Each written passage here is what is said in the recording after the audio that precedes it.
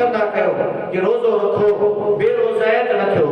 मां पोइ भी हदीस बयान कई न, महरूम ऐं बदनसीबा वो शख्स कि जेको रमज़ान हूंदे वरी भी अल्लाह ताला जी बारगाह में बख्शिश न करे सके। रमज़ान में मौजूद है अल्लाह ताला उनके सेहत दी है, तंदुरुस्ती अता कई अथसि, वरी भी अहिड़ा कम नथो करे, न रोज़े जे वेझो आहे, न नमाज़नि जे वेझो आहे, न को तरावी जे वेझो आहे, ऐं ईअं ई ग़फ़लत जी आम ॾींहं में उहो गुज़ारींदो आहे, ईअं चरंदो वधे थो पियो, ईअं खाईंदो पीअंदो थो वधे।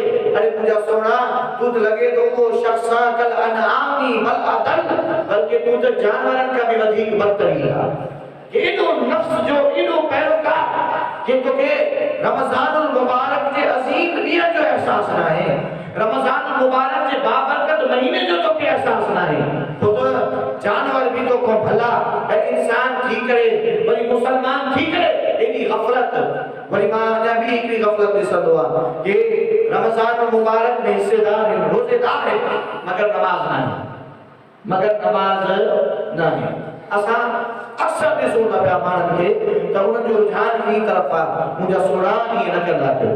रमज़ानुल मुबारक जो महीनो आहे, इन्ही में नेकियनि जो अजर ऐं सवाब ॿीणो टीणो आहे। दोस्तान जी वफ़ा, नमाज़ पढ़ो, रोज़ेदार रहो, उन्ही सां गॾु नमाज़ जमात सां अदा करण जी कोशिश कयो। नमाज़ जमात सां अदा कंदो त मुंहिंजा सोना पोइ नबी करीम सल्लल्लाहु अलैहि वसल्लम जे उन्ही तरीक़े ते हलंदो।